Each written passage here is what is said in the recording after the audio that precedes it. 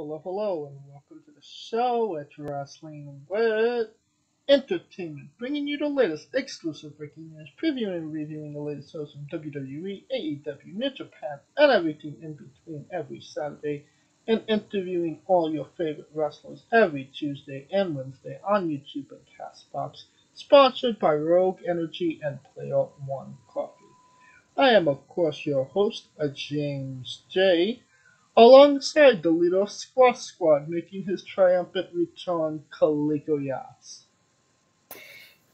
What did we say? Streak one of one? One of one. What one of one? You got to start somewhere, right? Yeah. But to everyone, I apologize. Life kind of hits you hard, and especially after this Thanksgiving, man. Just hold your people a little tighter, because you don't know, man. One day you think they're okay, and the next thing you know, it's gone. So. And Scooter will not be joining us tonight. We got some trails with him as well. Alright. It was a good week for wrestling with last week. As we interviewed Reigns Cara and Dan Scotty from Pizza Party Pro Wrestling. Two incredible interviews on two people that are definitely gonna do some incredible and awesome things in 2023, and we can't wait to see them do it. And even then, I think we'll be talking to Dan sooner rather than later again. So yeah, awesome interviews. This upcoming week. This Tuesday we got Yakovelli the Don on. Definitely an interesting interview you don't want to miss. The guy talked to Stu Hart, so I mean you gotta listen to that. And on Wednesday, Marcello Squirrel, the owner of CCW Capital Championship Wrestling. We talk all things CCW. The wrestlers, Becca, how he got into the advantages and what he didn't know and knows now about promoting, crazy things that's happened and adjusting to it, and of course Black Ice. But don't take my word for it. Here's a little sample. Oh, I mean, at that when Star Wars came out, I was a kid, like a kid. So I had all the action figures. My grandparents, I think I remember seeing it. My first thing I was intrigued with from Star Wars, it was C-3PO and R2-D2 I saw. I just wondered, I remember seeing a poster. Even to this day, I can remember like getting my first action figures and stuff like that. And to this day, I just started a collection, man. I just started collecting action figures again recently. And I'm keeping them in the packages because back when I was a kid, my grandfather would always tell me, yo, don't, you got to take care of those toys because they're going to be worth money when you get older. But as a kid, you're not hearing that. I didn't want to hear anything about those toys. Don't take care. I'm playing with these toys, nigga. This Millennium Falcon's he's gonna crash. That's all. I wasn't hearing anything about take care of it, but I'm looking now like, oh, I had all that stuff. But Star Wars is one of my very, very, very first loves. You know, that was my first thing that had my mind intrigued. Weird and crazy things are about to happen. I say from a promoter standpoint, I was on my way to a show, and I got a phone call from a talent, and they told me, that their car broke down.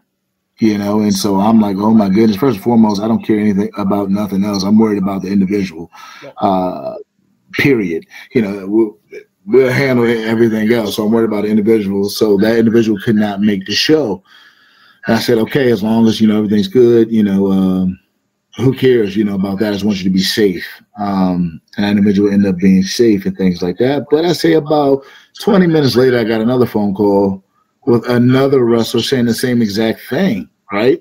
So I'm like, oh my goodness, again, I care about them being safe more than anything else. I'll make adjustments and changes accordingly, and that'll be taken care of. But I was more worried about their well-being than anything else. But that was a moment I was like, oh my goodness. And it was crazy, but was ended up working out and taking care of everything. Was able to put a different match together, and most importantly, those two made it home safe.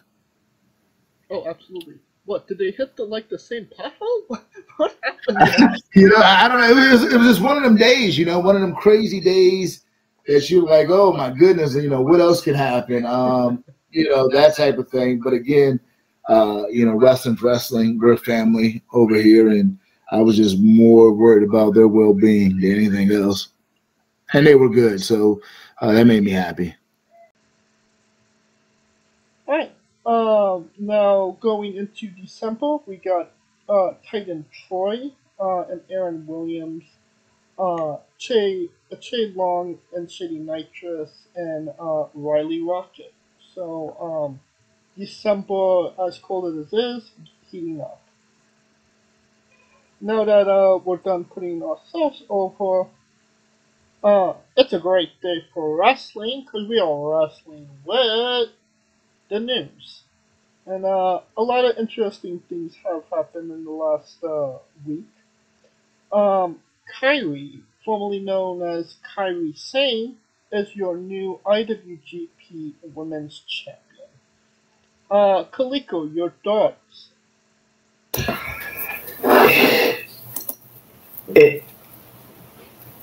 I'm honestly happy for her that she becomes the first.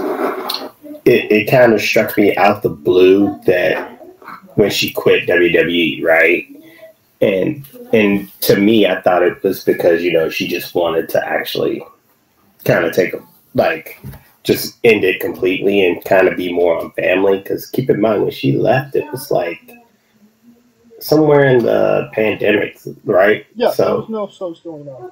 There was just the performance center shows.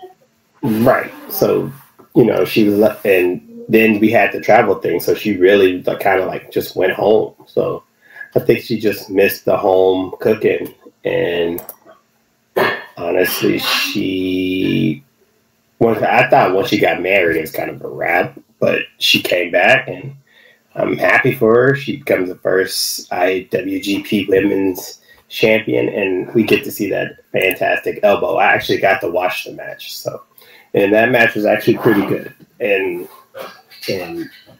it's cool for New Japan to add the women into the mix. So let's see what they can do with the division and see if they could actually build storylines in the division and see where it goes from there.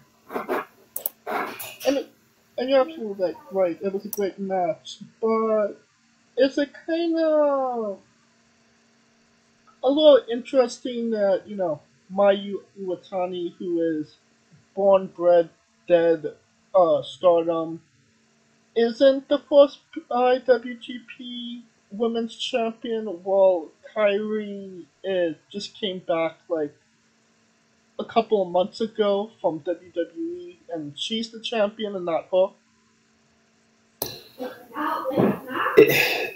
I can see your point, but I could make the argument that Kairi is a bigger, even though no one knows her. Kairi can't use the name, but she certainly, the face is way more recognizable globally than the latter.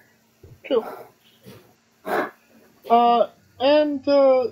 The Cross X Over was obviously a big event for New Japan because they are finally integrating the female wrestlers into New Japan. Do you think that this is going to be... Was this the first proper step of doing it?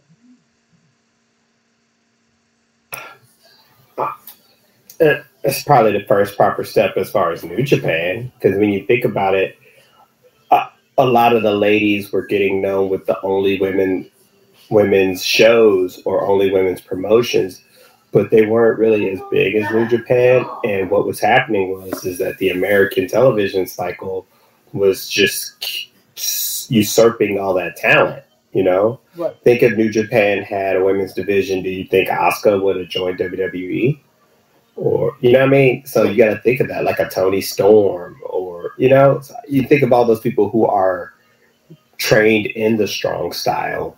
Would they even been overseas had there already been a platform for them to reach globally, like New Japan?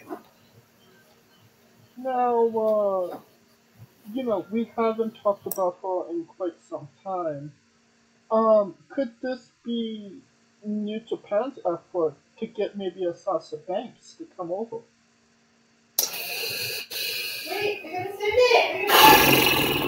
No, because with Sasha using her name more in the acting scene, I think she's trying to get a bigger break in the Hollywood scene more so than wrestling. To me, Interesting. I mean, she'll always be a wrestler, but I don't think New Japan would have the cachet to pull a Sasha, and if they do, that's one hell of a pull. I mean, what would it mean for New Japan to get Sasha Banks? Everything. No, I'm dead ass. Like, think about it. Like Sasha Banks, it would be that's like WWE pulling Okada. That's a pretty significant trade. That would be a hell of a trade. But yeah, that's how that would look. And to me, I don't see Mercedes Sasha Banks. I don't see Sasha joining anytime soon. I think she's just gonna chill, try to be in the American scene. She's trying to be in the Hollywood scene, the actress scene. I think that's more of her. Talking about trading places, on that same event, Kenny Omega challenged Will Ospreay for the IWGP United States Championship at Wrestle Kingdom. Um, Wrestle Kingdom 17 potentially could be the biggest event in all of pro wrestling. If they have New Japan wrestlers, WWE wrestlers, and Carl Anderson, New Japan wrestlers, and Kenny Omega, they're not so important, but they could get Impact wrestlers as well. This could be like a WrestlePalooza of a wrestling buffet, for that matter, of every company in one company doing one show. Do you True. see that being? Being the It case? could that could be the case, but as much as I hate to say it, WWE fans are more. I'd say the casual WWE fans are not as cognizant on the global scene. Like, uh, let's say they do get some WWE people to go over there. How much of a pull from the WWE audience do you think that's going to pull? Like 5, 10%? I mean, it's good in the sense of the business of wrestling to me, uh, which to me, that's the ultimate goal is to make sure that wrestling coexists globally on a platform, globally. So it'll be huge for New Japan to have everybody in one roof, but will it make any difference in the gate? Uh, Time will tell. Uh, I know the Kenny Omega Osprey match is interesting because Kenny Omega plays this I'm here to save the company, and Will Osprey, as much as I don't like him, he had a great comeback. Go save your own company before you come to mine. So I must say that's one hell of a comeback. I got to give him that much. And so that match is going to be interesting in the sense that, they already had that beef at AEW, and Kenny kind of had some words with him, so it just builds that story. And that's one thing I will say. New Japan, to me, sometimes they have the best stories because they don't just run it through in one sequence. They actually tell it in chapters. And that's what I love about New Japan.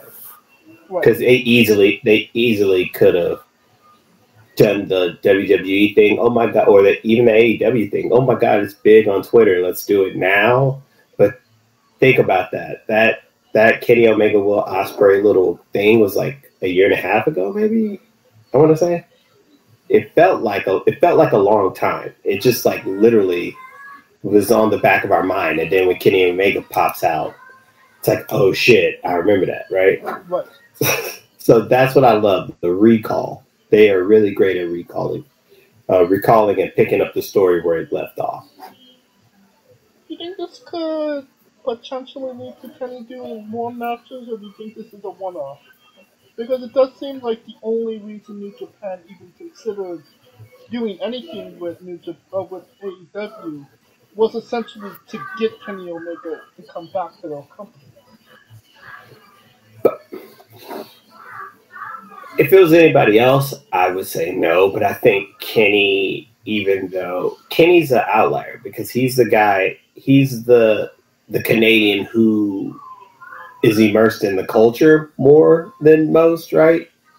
So he kind of has a more of a fondness for New Japan than most, I would say, who would even go over there transactionally, right? Because even though the Bucks wrestle in New Japan, it never felt like the heart was in it, right? What? Kenny Omega actually felt like his heart was in it, right? Because he speaks the language, he can translate, he does it all. Most of his so that's why in Japanese. Yeah, and that's why I think it's a little different from him because he actually he's in the culture, so it makes sense. Does Kenny Omega win the United States Championship at Wrestle Kingdom?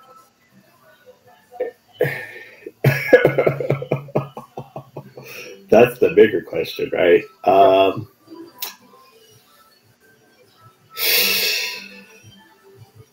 I'm gonna have to think about that because as much as Will Ospreay,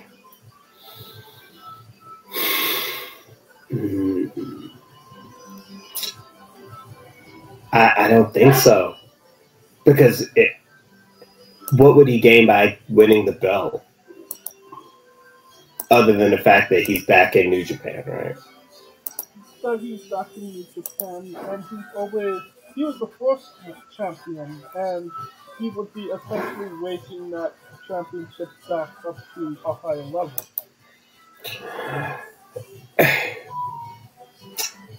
You know what? Considering that Moxley had the belt while he was in AEW, I wouldn't put it past you. I wouldn't put it past it.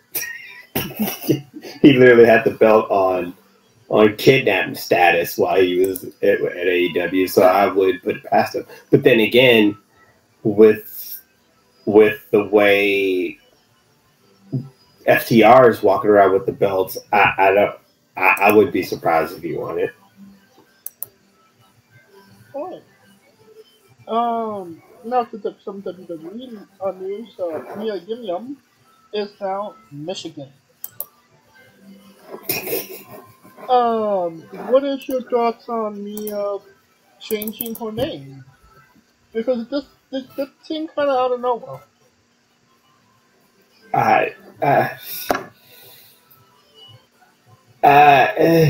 Who knows? If that's how she feels, so be it. I'm not gonna. No, I can't read into why she would change it. And Well, with a name like Michigan, she's not going to be popular in Ohio.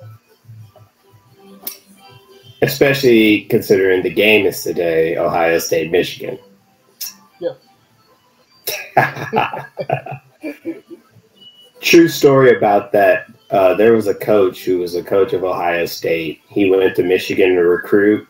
He ran out of gas, and he literally pushed his car from Michigan to Ohio because he did not want to spend $1 in Michigan. That's how deep it is. Wow. But that's a wow.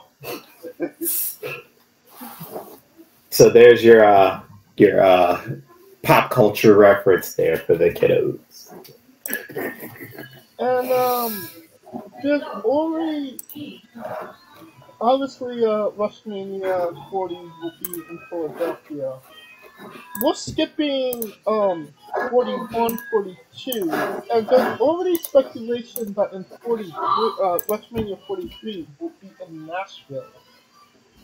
Um, what are your thoughts on WrestleMania skipping two WrestleManias to announce uh, them being in a city? And what are your thoughts on Nashville being a WrestleMania town, if possible? Well, being from the South, it's actually being from the South. Memphis is considered to some the unofficial wrestling capital of the world, and to be only 2 hours from that, because Memphis does not have the stadium that Nashville would have, because Nashville's building a new stadium, so that's why they're tearing down the one that they held in SummerSlam, and by the time it gets built, they will already have succeeded it. Also, Nashville is, in a sense, like New Orleans, in the sense that everything is walkable. And that is what most people really, really liked about it. I think when SummerSlam came to Nashville, people didn't think how easily accessible everything was, and how, Right. and it kind of blew them out the water. Like, hell, why we didn't do this here earlier? They always have done Raws and SmackDowns and shows from Nashville, and they would always show the city and town, because they would always do skits like literally across the street from where they would have it, right? So Right. to me, it was only a matter of when it would happen, because I mean, Nashville, Tennessee is in that bed pocket of fans who actually still will interact with the people, with the wrestlers, cheer and boo and whatever. Because trust me, Memphis has an energy unlike none other. Now, as much as I like Chicago, and I will put Memphis wrestling fans against anybody, because some people still think it's real. They still interact into it as if it's real. And that, to me, is what's missing. And you get that 500,000 people there, just to not even, let's say 10% of that comes. That's 50,000 right there, who are going to be really, really happy. So I think that's good. And plus, the South is also, economically, it's a lot better, because the money goes further, so people are more apt to spend.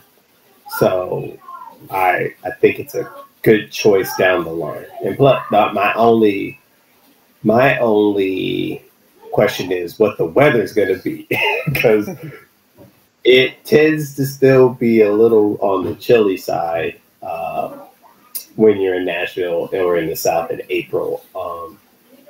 And if that stadium will be open roof or closed roof. Because if it's closed roof, then you're good to go. Open roof might be a little bit challenging. Do you think SummerSlam being in Nashville this year really make them consider this? Yep, because of the fact that they didn't think. Because the fact that they were doing SummerSlam at football stadiums now, the fact that they did it last year, they did it this year in Nashville. And Nashville it was hot, open door, and it was just like, you could tell the crowd was into it. And a lot of those people from the crowd I knew, because some of the people I knew went to it. So, and it was a great time. So people just, I think it opened their eyes to how accessible everything is. Because like Philly is the only spot, I think, in the Northeast where everything is walking distance. In a sense. Not, how can I put it? Because Philly has their stadiums all in one area, and same way as New Orleans is built, same way Nashville's built. So I guess they're erring on that side of caution, because we already talked about it. LA, it's gonna be a bitch. They're doing Raw in downtown, and they're doing WrestleMania in Inglewood. Yeah. So and NXT is on Saturday. So let's put it this way: going from NXT Saturday from downtown LA in the middle of traffic to Inglewood and getting those people there is a bitch. And same way with this year.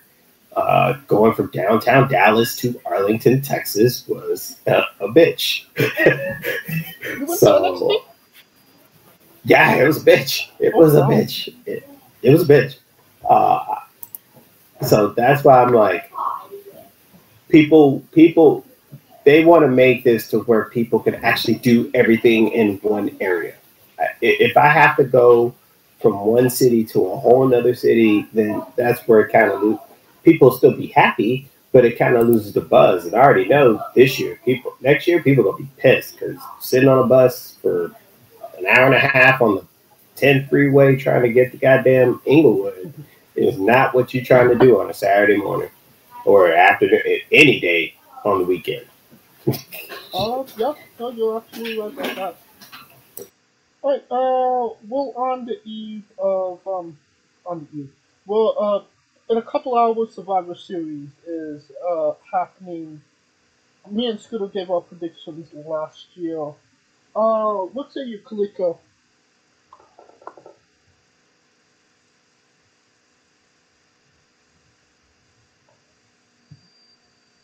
Pull up my handy dandy match card.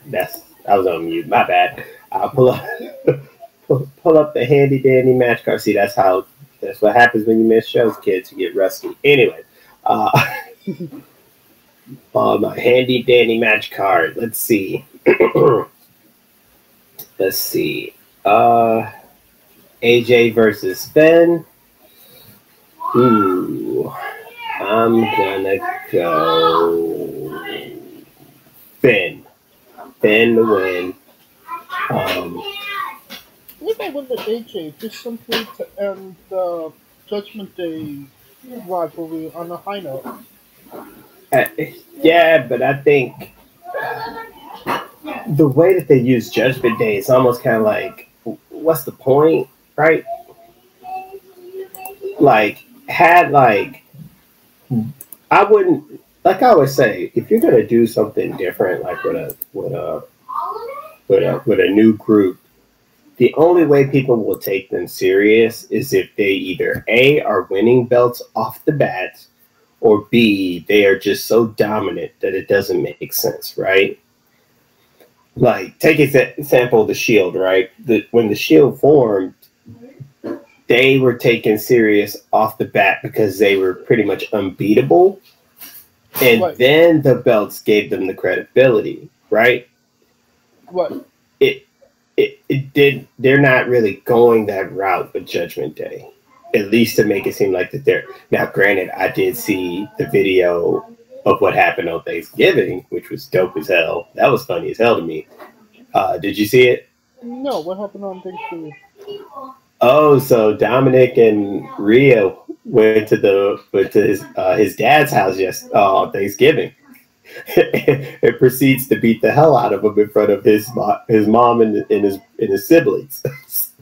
Okay then. So I was like, see, but I only caught that because it was on a Twitter feed, right? I wish I had caught that like on, say, a SmackDown or a Raw, or you know what I mean? I'm sure they'll replay it on SmackDown.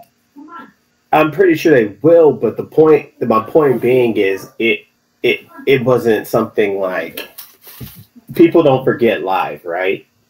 Everyone wants to imagine that stuff live. Right. I felt like if that was live, that would have because think about it, like, no one's really taking Dominic serious about talking shit about his dad, but him doing that on a show live would be like, oh shit, this dude showed up to his dad's house and beat his ass in front of his mom, right? Yeah. Like, that's kind of bizarre, right? To me, it's an opportunity miss. But I'm glad that they did it. I'm glad that I saw it. And I was like, oh shit, that's gangsta as shit. But, you know, but that's a whole nother topic for another day. Let's see. The women's championship. It's Rousey. I love Shotzi, but Rousey's getting built for somebody else at Mania. Maybe a Rousey Baszler. I don't know.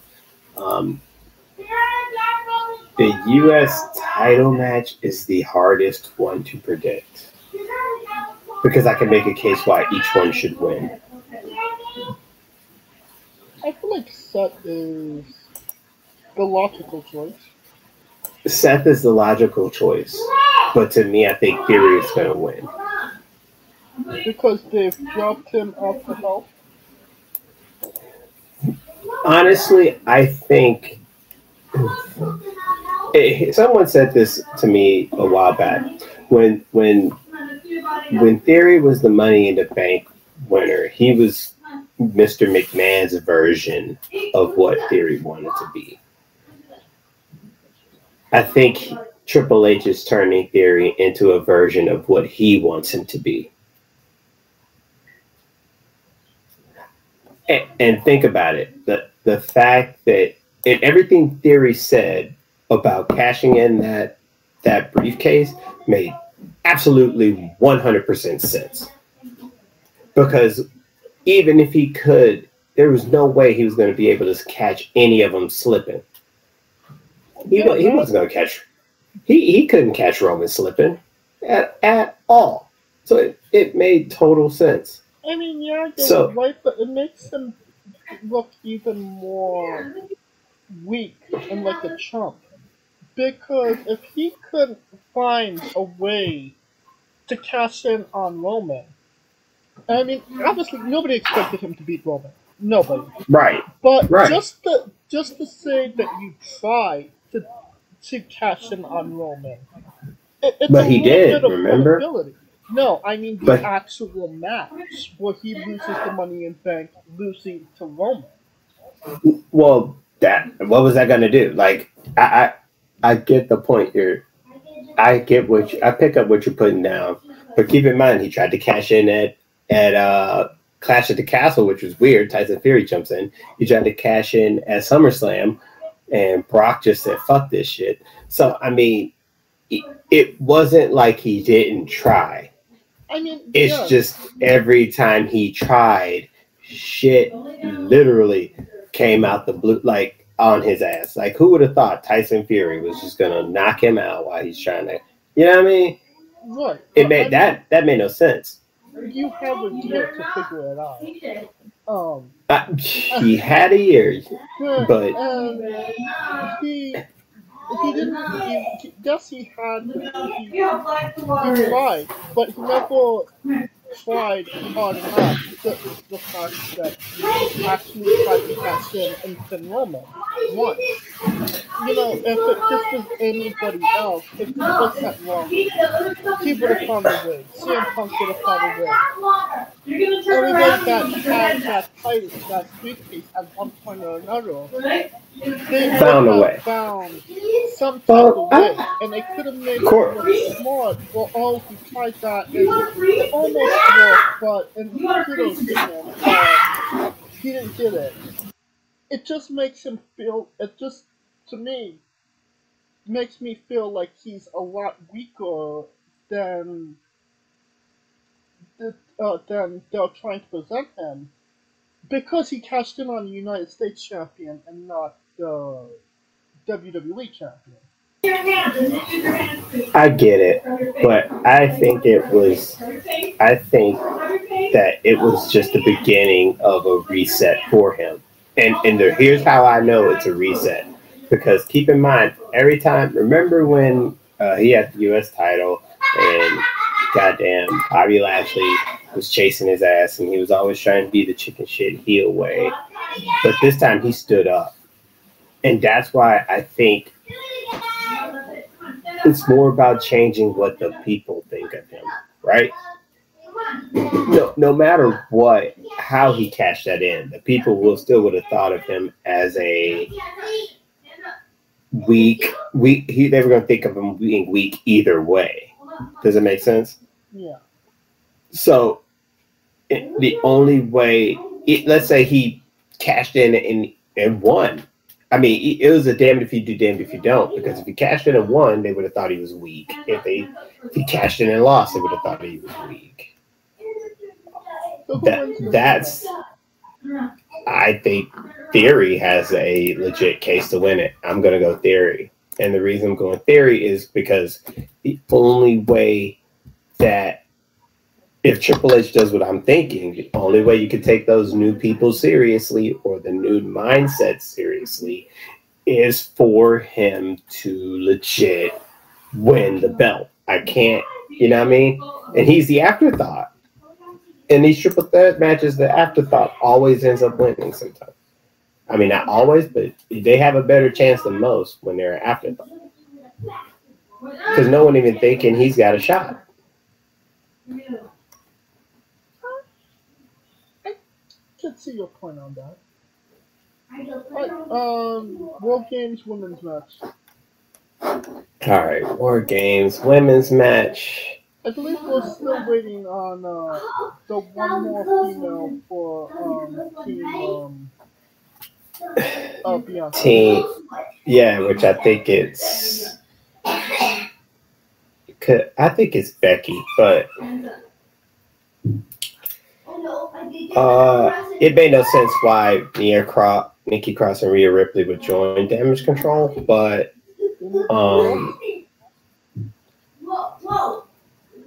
but I think my only problem with this is it would have made more sense for Raquel Rodriguez to be in this match than Mia Yim. I think the women's is more exclusive now.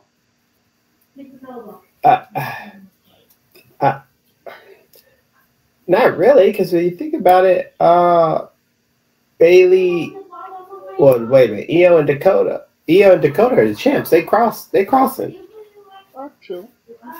But the Primel, when they wasn't champions, they wasn't wrong. So okay, all right. So let's see. I think. Ooh, this is going to be interesting. I think the Bianca team is going to win because I think it would be. I think the only way they would win is if a Becky comes back. If a Becky comes back or Charlotte comes back, I can't see Charlotte coming back, but I do see Becky coming back. And Beth Phoenix. Maybe for Rhea, but I don't see it. I mean, I could be wrong, but I don't see it. But I think the women's, the faces. But you know what? Let me switch that. The heels will win for the women.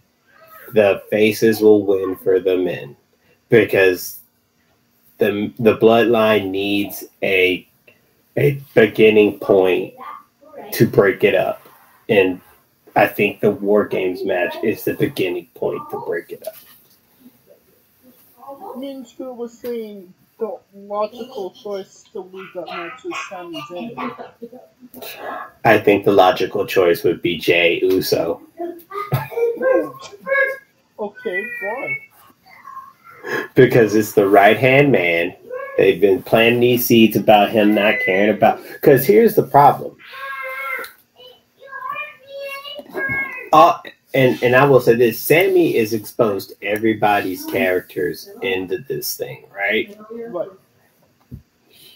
He exposed a point in Jey in which he's like kind of jealous of the fact that Sammy's getting more respect than him, even though Jey was the first one on board.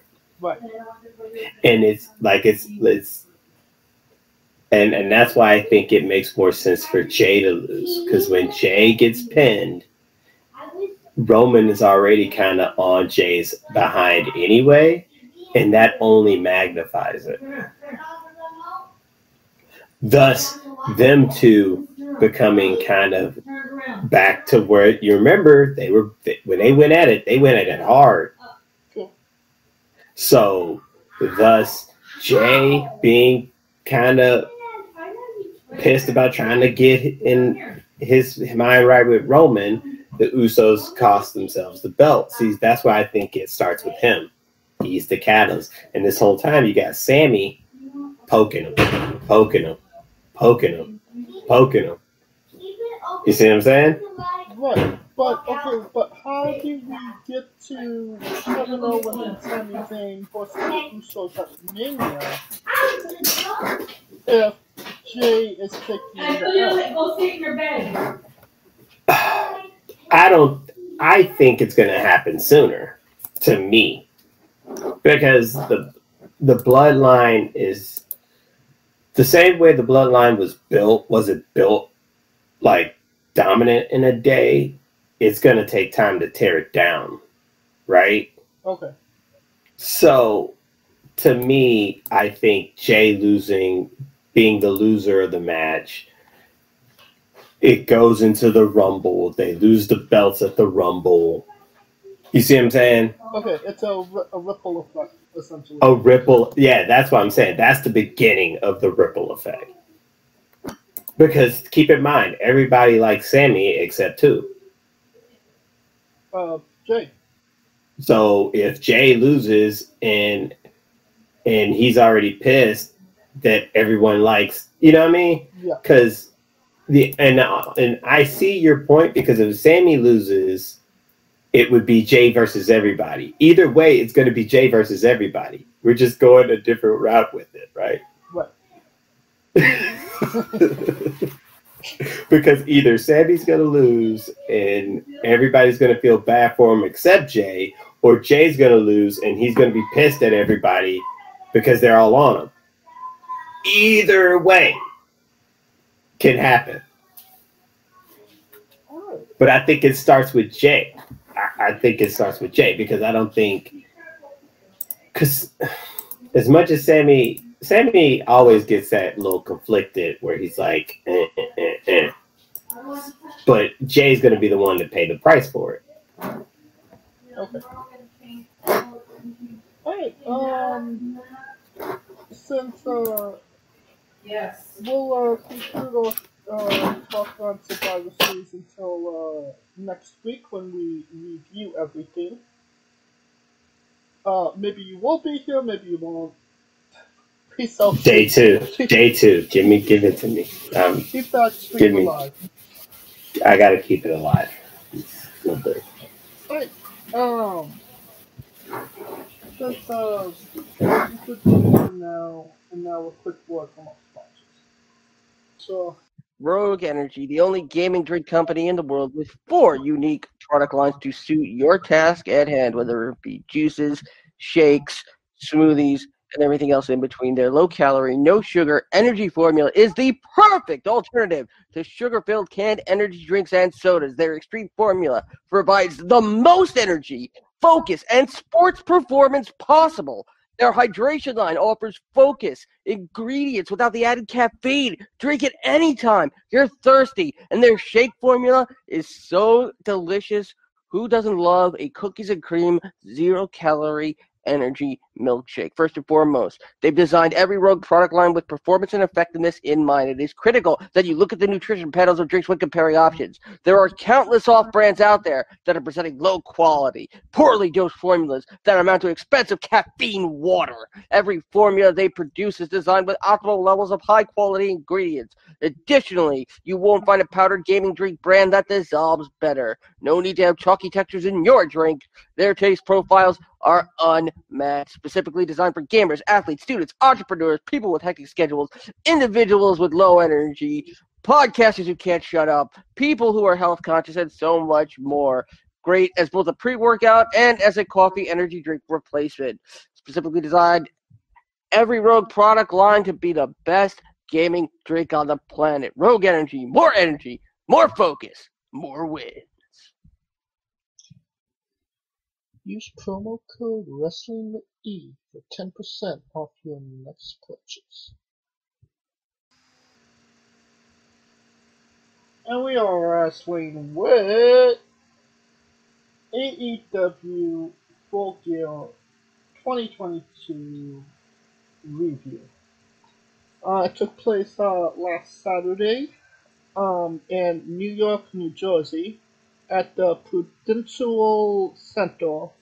12,106 in attendance. Oh, this show.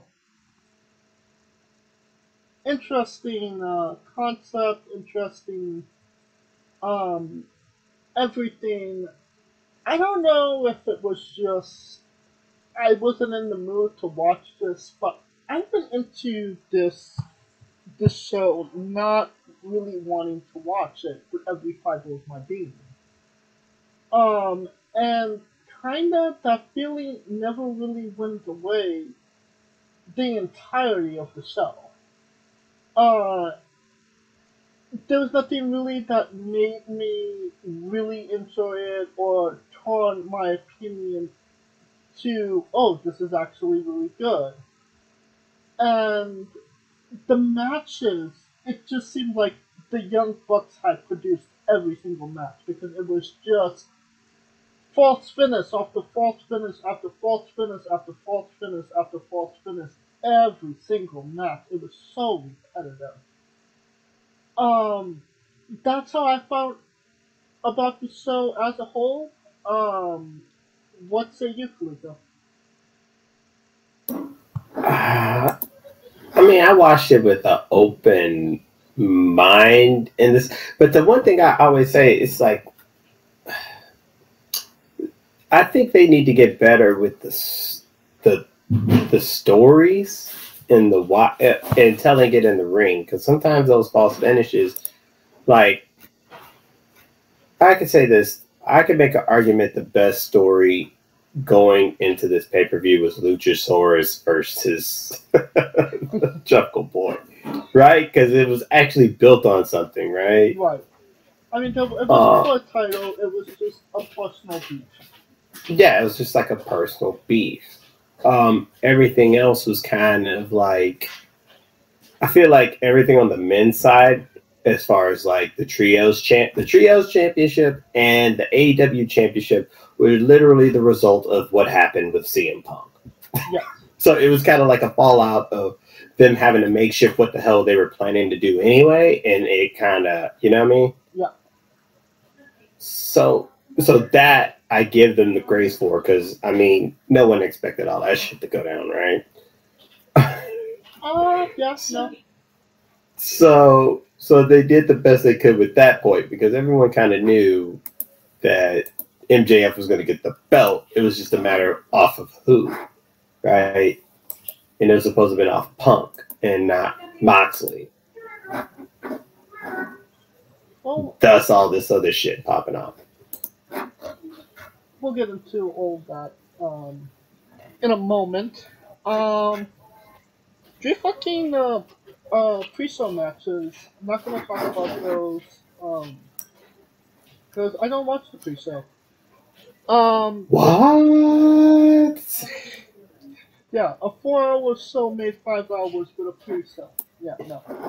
I mean, at least New Japan give you a halftime. Everybody talks shit about those shows, but I'm like, at least New Japan be like, yo, halftime, go get what you need to get done. Get a drink, go to the bathroom. Get a drink, go to the bathroom, get some stretching, yoga, whatever the fuck, but go away and come back for a second. Yeah. The ring will be clean when you come back. Exactly. Streamers will be cut. The first match on the actual card, Jungle Boy Jack Perry defeated Luchasaurus in a solid steel cage match by submission in 18 minutes and 40 seconds. Just felt like there was a lot of unnecessary steps to get to the end, and the ending. I mean, he could have just came off the top of the cage and pinned him, but for some apparent reason, he had to make him tap out. Just small things like that just don't make sense to me. Other than that, okay match. Jungle Boy finally got his comeuppance. What say you, Shooter? Oh, Kaliko. I know. I understand. I understand, James. I'm like Casper. But But the only thing that threw me off from this was it's a steel cage match, but they ended up outside. When that meant Luchasaurus won because he was out the cage first. I mean, that's the mindset that I have. You feel me? Am I the only one? Because No, if that was the case, people have said, the match is over, and I was like, no, AEW doesn't do, it's only by pinfall and submission. They don't have, escape the cage rule. which is stupid because that's the whole point of the cage. Anyway, okay. What's the point of the cage? You might as well just call it Hell in a Cell. I mean, it's big enough to be a Hell in a Cell. Yeah, you might as well just say HI Hell in a Cell. I mean, it was good for Perry to get the win. It wasn't I mean, the fact that he did that dive and he couldn't break him through the table kind of like showed he needed to put some weight on his ass. But other than that, you know, I can't knock him. How many stars do you give this one? 3 because of the story. The story actually made sense, right? I give it 2.5 because I give it 3 just because it's the story. The story itself was probably the most sensible story they had in the pay-per-view. Right. There's no debating. The story was probably the best story that they had going into the show. But just everything around the story just didn't make sense to me. So that's why I give it 2.5 stars. Got it. All right. Death Triangle. The Boston Pack pick. Penta El Zero Middle and Ray Phoenix defeated the Elite, Kenny Omega, and the Young Bucks to retain the 6-man tag team championships in 18 minutes and 40 seconds. Well, not retain. It's match 1 of the 7-match Fuck CM Punk tour. That's what I think this is it. I swear to God, that's why I think it is. I think it is the match 1 of the Fuck CM Punk tour. Well, I was getting to that.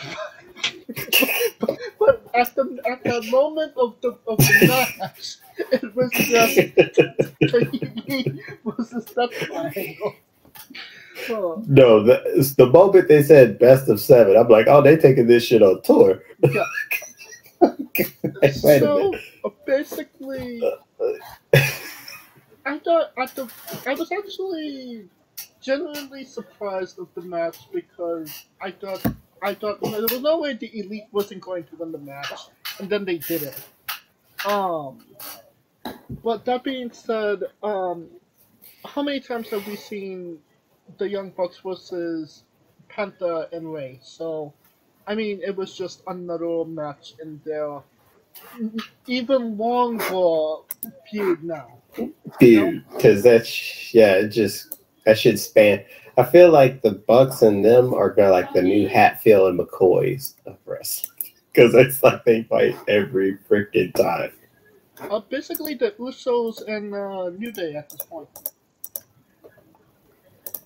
True, but I feel like even the Usos and New Day don't even get this much shit. Well, I mean, they haven't had a best of 7. They had a best of 107. I mean, I believe they're on that level when it turns to a rap battle. Then I'll holler. Okay. I feel like that would have to involve the Acclaimed in some way. And then it's all kind of fuckery there. But let's.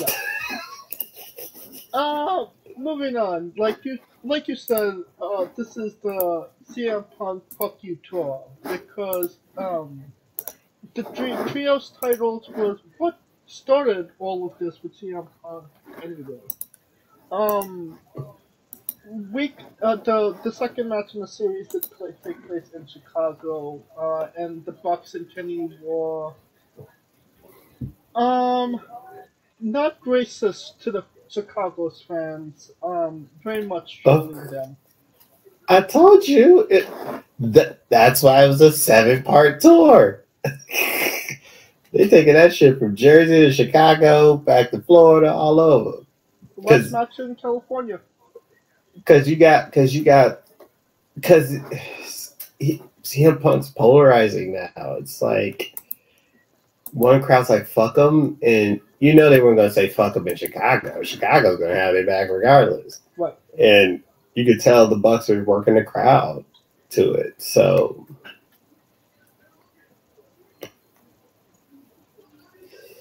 But isn't it a little poor taste to cost somebody their job and then troll them afterwards? How did they say? AEW didn't screw CM Punk. CM Punk screwed CM Punk. CM Punk screwed CM Punk. He became the thing he hated. So I'm wondering if he's sitting at home thinking, you know what? Vince was right. Triple H was right. Because you know what pisses me off all about it? Every one of us was like, Triple H, you're fucking wrong. And now all of a sudden we're like, motherfucker, he knew.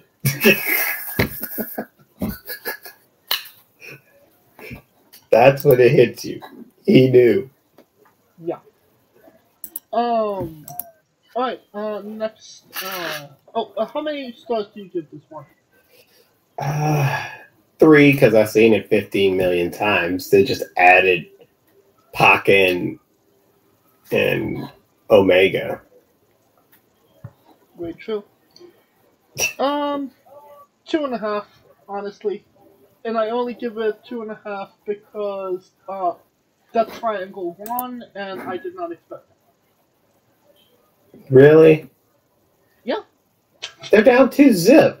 So, you know how this goes. They're going to come back and storm like Normandy with those wins. I mean, again, you didn't know that it was a best-of-7 series until afterwards. Hey, man. They're down 2-0. They're about to come back like fucking LeBron in the 2016 finals. Boy, they about to, had to be in the zone on that ass. Straight up. Jade Cargill defeated Nyla Rose to retain the NBC championship in 8 minutes. The NBC. TBS. The TBS championship.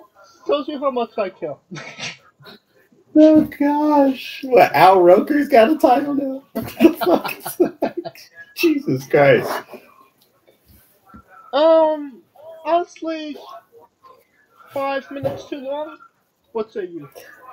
Honestly, the best thing about this match was after the match, because for some odd reason, Jade decided to try to go to a Bow Wow concert and got kicked out. So you have to be some kind of a prick to get kicked out of a Bow Wow concert. So that tells you everything you need to know.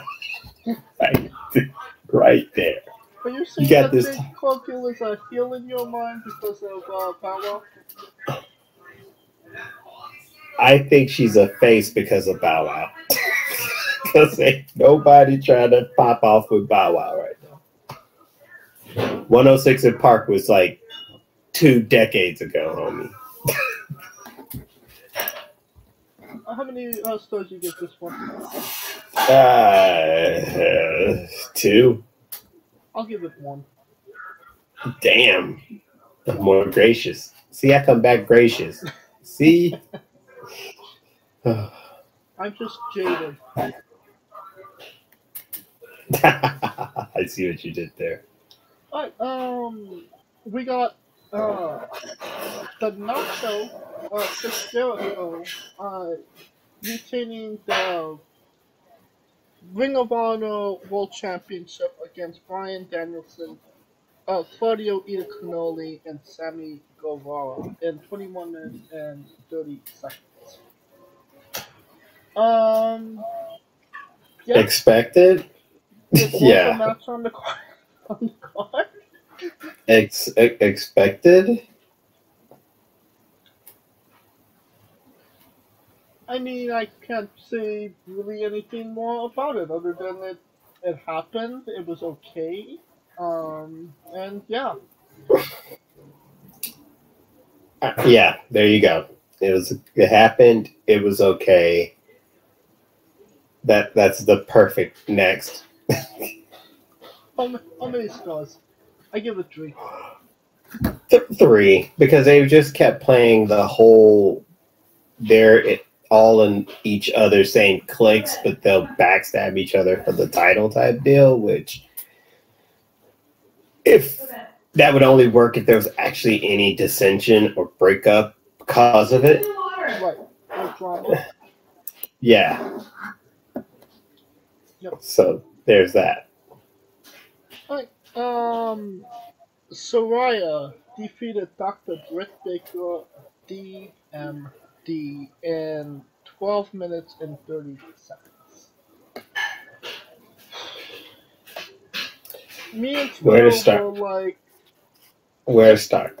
Britt Baker doesn't win this match. It just makes her look like absolute complete garbage.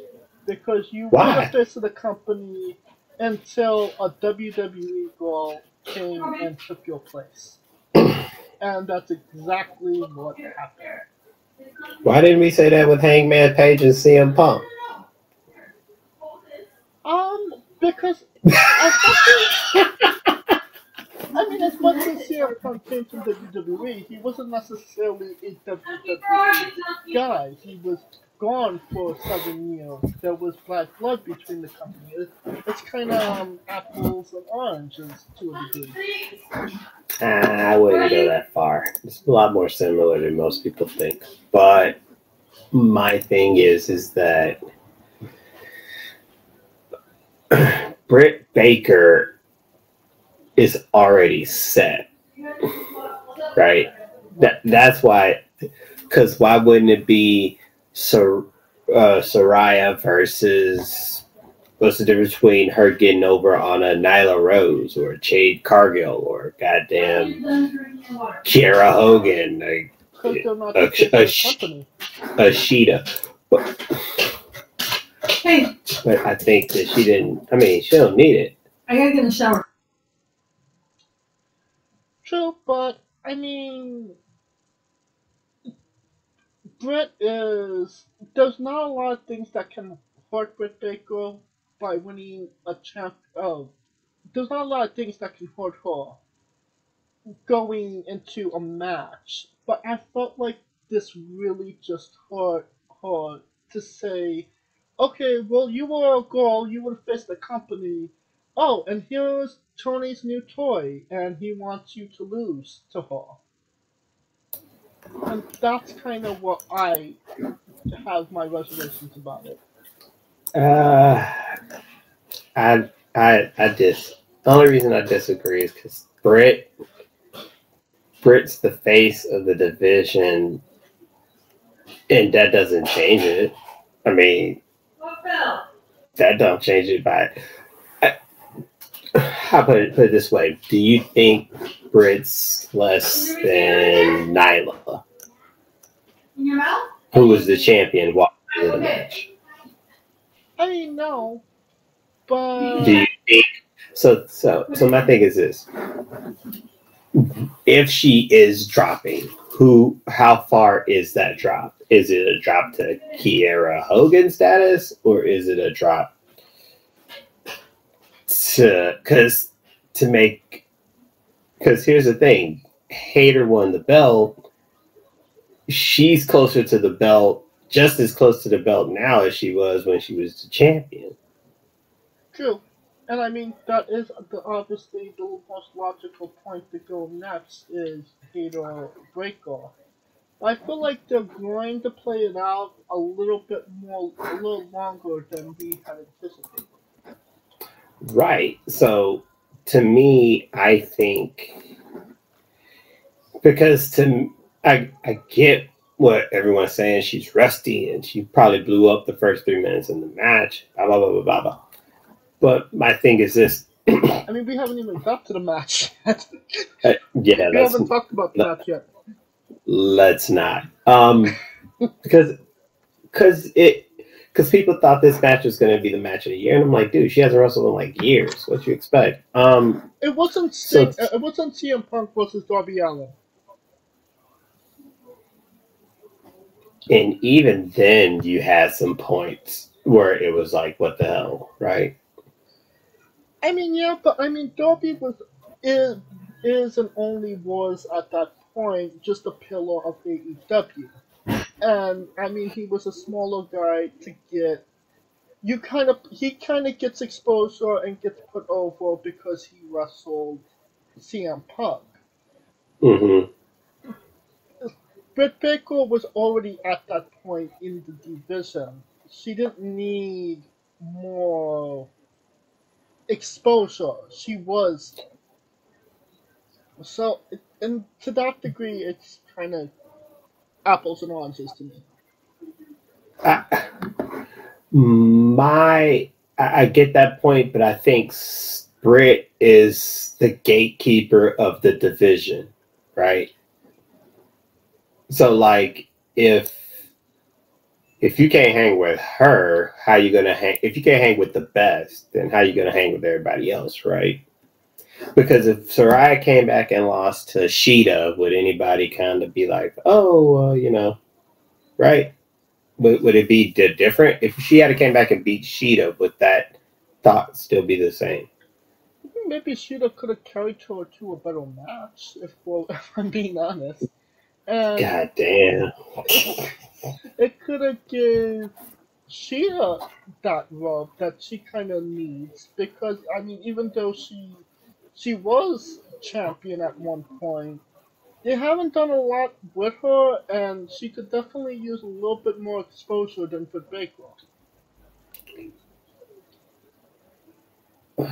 So then the question would be, why Britt? Because it wouldn't make sense for Saraya to come back to fight. I mean, I get it. Like, Britt pulled it out of her, right? As much as we had to say, she, for better or for worse, dramatically pulled out the will for Saraya to want to wrestle in the first place. Who else on that roster could have done that? I mean, if we're getting repetitive here, Tony, Athena, but Athena she hurts people, let's be honest. I mean, Statlander is injured, Anna Jay can't. That's what I'm saying. Like, who else would it have been? It would have been Thunder Rosa's gone till February, at least. I mean, if they remember that she was still Mercedes Martinez. Nah. I mean, if you really want to give her, a proper match that somebody is going to actually put her over properly and make sure that she's protected, Serena Deeb would have been the best choice. But isn't Serena still the...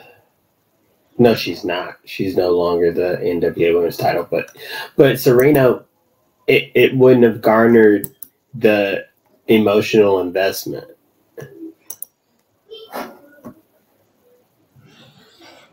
I don't know. Right? Because honestly... This match just hits me the wrong way in every possible way.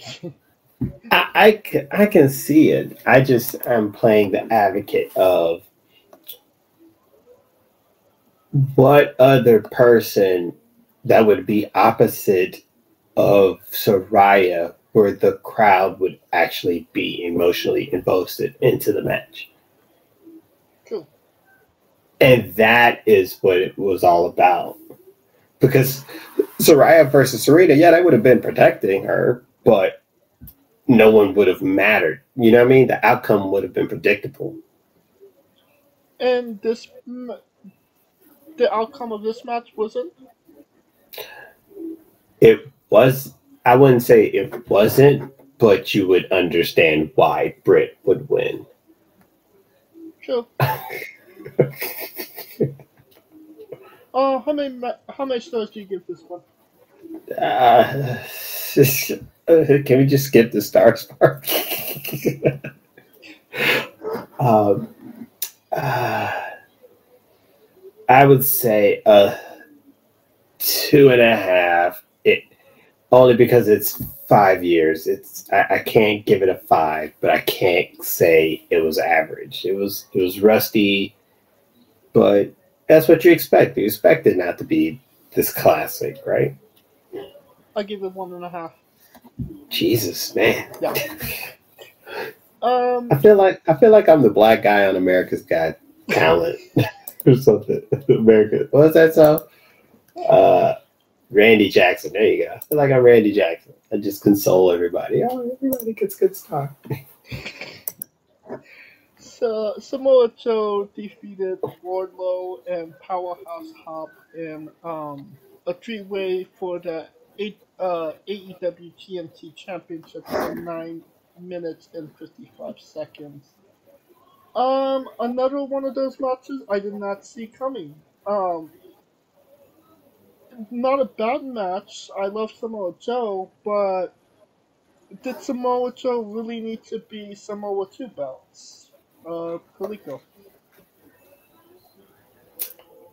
Yeah, that's what threw me off.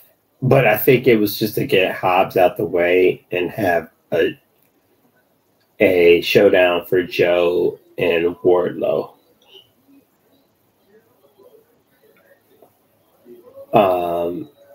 Because I think, don't get me wrong, Hobbs took the pin. So therefore he's out of it. So now it's Wardlow going, hey, you beat him, you didn't beat me.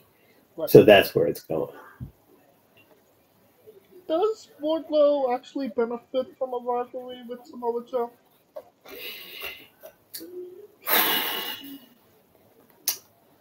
Wardlow will get better on the mic because of Samoa Joe. Yeah, I suppose so. But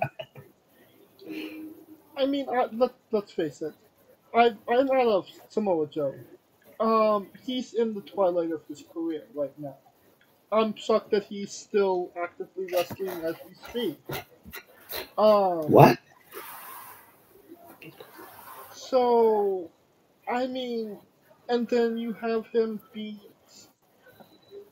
I mean, honestly, two guys that could have benefited from beating a Samoa Joe, and then just have Samoa Joe beat them. But it was the way that Joe won. He just straight up knocked niggas with the belt, which goes to show, hey, I ain't hanging with you niggas. I'm gonna hit you with, use the smarts. So that's what he did. Right. Experience is the best teacher. True. Alright, how many stars do you give this one? 3. I think we're finally on the same page. Alright, Sting and Darby Allin defeated Jeff Jarrett and Jay Lethal by pinfall. Next. Just next. Just next. Damn it. Just next. Just next. Honestly, I just didn't think it was that bad of Next. Jamie Hayter defeated Toni Storm to win the interim women's championship in 15 minutes. Definitely an interesting match to say the least. Hayter cheated her ass off in this match, and the crowd still loved her for it. Which is a rare thing to see. And honestly, if not one of the best match on the card, one of the better matches on the card for sure. What say you, Kaliko? Yes, but I think, like we were saying earlier, I think Britt, knowing that she couldn't get I think she's not that highly ranked on the title scene. So the best place to be when you're not the champion is next to the champion. True. So that's, I think she was doing it. I think eventually it's going to show that she's doing it from a selfish place. Tony, it's weird because Tony was the interim and they didn't give her the official title as champion, but Hayter wins the interim and now she's the official title of champion. But that's a whole nother thing. The match made sense, right? Right. I mean, Storm was just getting cheated left and right. So I'm expecting a goddamn rematch eventually, right? Right. But the question is that rematch going to happen? And what's going to happen with Thunder Rosa when she comes back? It's a lot of variables with the division now. Well, let's get into that for a moment. Is Thunder Rosa coming back? Because she's the only interim champion to actually be stripped of the title. And I love Thunder Rosa. I've always been a fan of hers. She did not need to be. They did not need to give her the championship to hold on and do an interim champion. She needed to be stripped, just like Cody needed to be stripped at that time. Just when CM Punk needed to be stripped, and actually was afterwards of the title. Mm-hmm. The interim thing needs to die. Honestly, what say you, Bill? I understand. Here's my take on it. I understand the reasoning for the interim because of the fact, because it kind of gives it the sport feel, right? In the sense where, hey, if a person is injured and it happens in UFC, I'm a UFC dude, I watch UFC. So when a guy's injured in UFC, he really can't defend the belt. The division still has to go on even without them, right? I just didn't think if they were going to do that, they should have did it in the beginning, right? But we don't know what happened. Maybe she was planning on coming back and there was a setback on the injury. You just don't know those things. But you can't go, yes, we're going to have an interim title and then strip the actual champion. That's what throws me off. Because you can't go, well, she's relinquishing the belt because, no. If you're going to stick with it, stick with the interim title. Now with Punk, that's a whole goddamn hot mess that happened.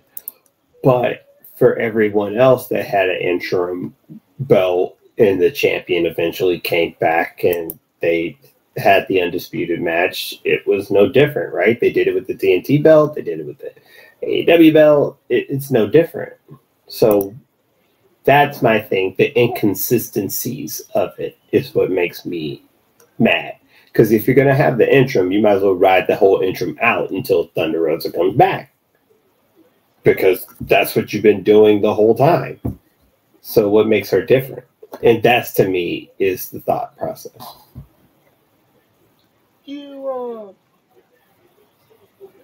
What was I going to ask? It just seems, and keep in mind that Tony Storm, her reign is not all the time that she was champion for however long. I think it was like 3-4 months. It's null and void. She's not going to be considered champion during that time. So Yes, she would. She would. Is she? I would think so.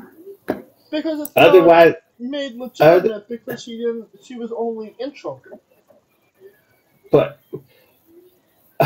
the fact that they allowed her to defend the belt showed that they recognized her as a champion, right? And that's where I was like, what the hell? Because you can't say, well, she was interim champion and it didn't count. So it counts because of the simple fact that she actually defended the belt. Had she lost, they would have been like former champion, right? You know what? So I have no idea.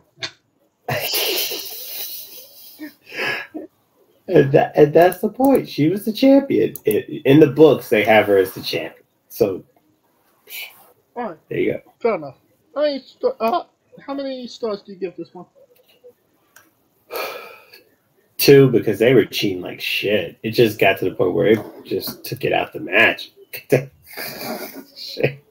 I give it 3.5 because Really? who won? Who was supposed to win won, and it kind of seemed like the right way to do it as well. It made sense. But yeah, but god damn, it was just they took if you wasn't cheating, you ain't trying to a whole different level. Alright, the Acclaim defeated Swerve and No Glory, to retain the AEW World Tag Team Championships in 19 minutes and 40 seconds. I feel like this rivalry was way too played out, too many matches, nobody really cared about Swerve and Lee as challengers, and finally we got the Keith Lee 12 Strickland tension. They're going into a rivalry stick. So, yeah, it was alright. I mean, I think this was probably the best match that they've had out of the three. What say you, Clifford? Yeah, the best match, but the problem is that the Acclaimed is so over. It just it doesn't make sense. It was so over that it was just kind of it's just they're just too over. I think it was just meant to cement that Swerve and Our Glory is indeed breaking up, right? Right. I think that was more of what this match was meant to do, more so than to put the Acclaim over because they already are over. I mean, couldn't have they done that in a TV match and then have a pay-per-view match against people like we legitimately think could actually take the titles from the Acclaimed? No, because all the tag teams are kind of busy right now. And when I say all the tag teams, mainly FTR is busy, right? So, yeah, that's why. Because here's my thing. If the Acclaimed had moved on and it was FTR, who do you think was in that match? Yeah. And that's why. And that's why the match happened.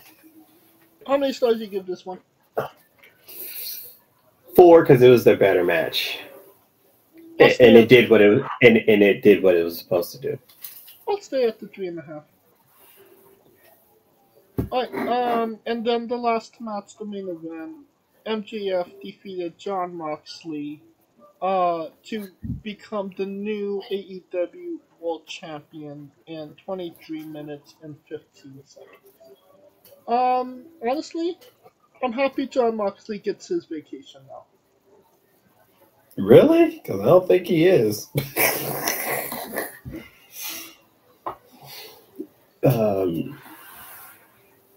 I mean, why would MJF win the title if Jon Moxley wasn't taking a little bit of a break?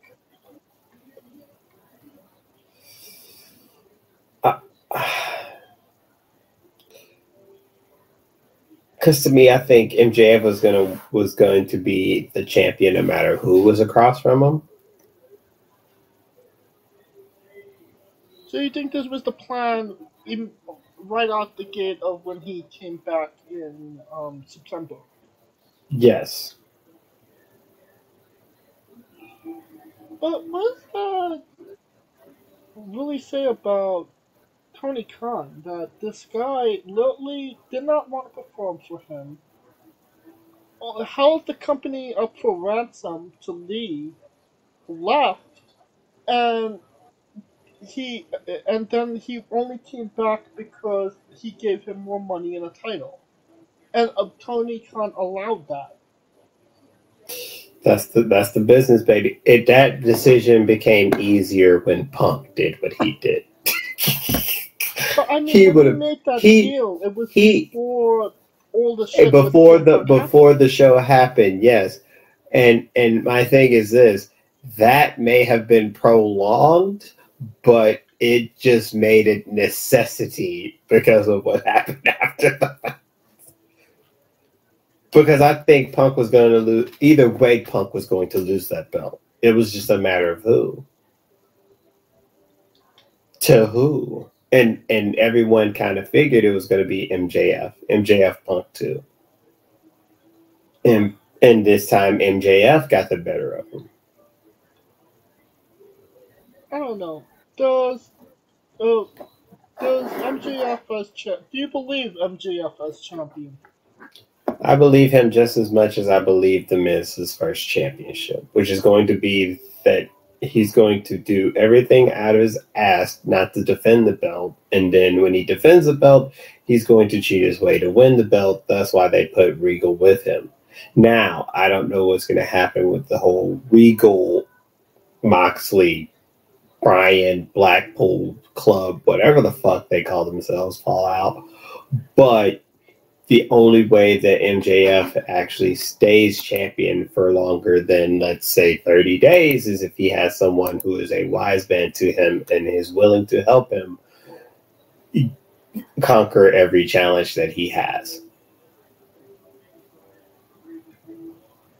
Do you think William Regal is staying? Because it did seem like they were throwing him out of AEW on Wednesday. Well, we got to figure out what the hell MJF's gonna say, because here's my thing with MJF. He'll talk you into the building, but then the bell rings. Yep. No offense to him, because he can get you in, but the way him compared to everyone else, do you really think he could credibly beat people on his own? Given the fact that literally his whole time in AEW has literally been him getting over on people with the help of other people. Very true. So that's where, and that's why I said earlier with the Austin Theory thing, you need to change the way you think about him. The belt is not going to change. Him having the title is not going to change the way how he was since day one. All right. So how many stars do you give this one? 3, because it was predictable. and it's because, I mean, MJF can work. I just, Yeah. I get it. All right. The paid preview as a whole. Thumbs up, thumb in the thumbs down, middle. thumbs in the middle. The middle. Literally the middle. Because it had its good moments. It has its okay moments, and it had its what the fuck moments. So, best 3 matches in no particular order for me as far as storyline. The tag match. The tag match. The Jungle Boy match. And the Soraya match, surprisingly, because all those made sense. All those made sense from what was happening going into it, right? Everything else was just a result of circumstances that happened prior.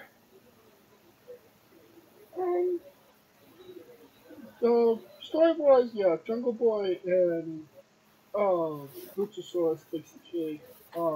Yeah. And I put kind of put Hater on Storm.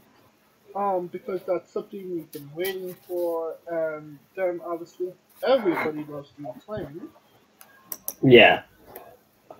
The only reason I don't think Hater, because I think it should have been Hater beating Thunder Rosa, and that would have been the catalyst to start. You see what I'm saying? Right. Because it would have made sense if that was Thunder Rosa, it would have made every sense for what Britt Baker did to help Jamie win the belt. You see what I'm saying? Right. That's the only reason, like, it's that. Well, I mean, Hater's obviously not going to get her cake and eat it too because of Thunder Rosa, but I mean, at some point it might happen, depending on how long this run goes.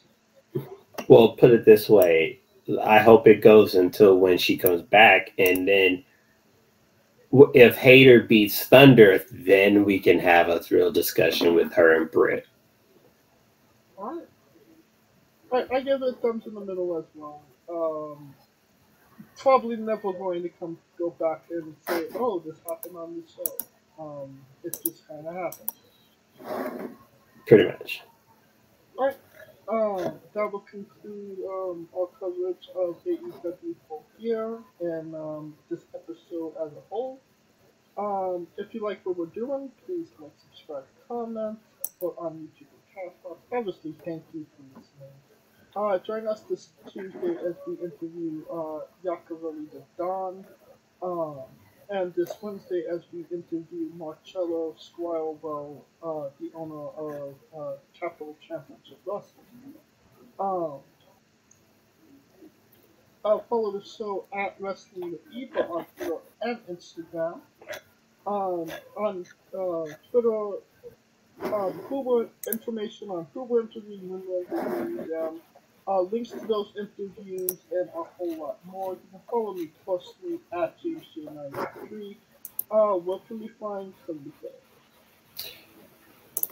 And I am Kaliko for however as long Twitter is up, because I think that's a whole other discussion. I just got to 100 followers. I can't believe Twitter.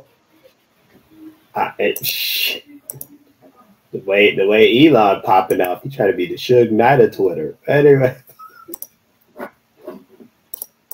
Alright, and you can follow Scooter at Scooter Dust and on the Remix, the only live alternative commentary for WWE PLEs, and on the Smoking Dragon Twitch stream.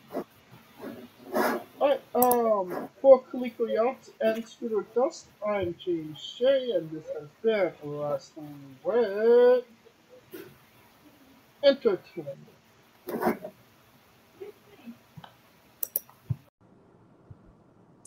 Hey guys, this is Brutal Bob Evans from Hangs with Bob Seminars and TheWrestleLife.com, and you are listening to Wrestling with Entertainment, one of my favorite podcasts in the whole wide world. Hey folks, this is the Colossal Mike Law, and you are listening to Wrestling with Entertainment. Enjoy the show, support these guys. We appreciate it very much. We'll see you at ringside.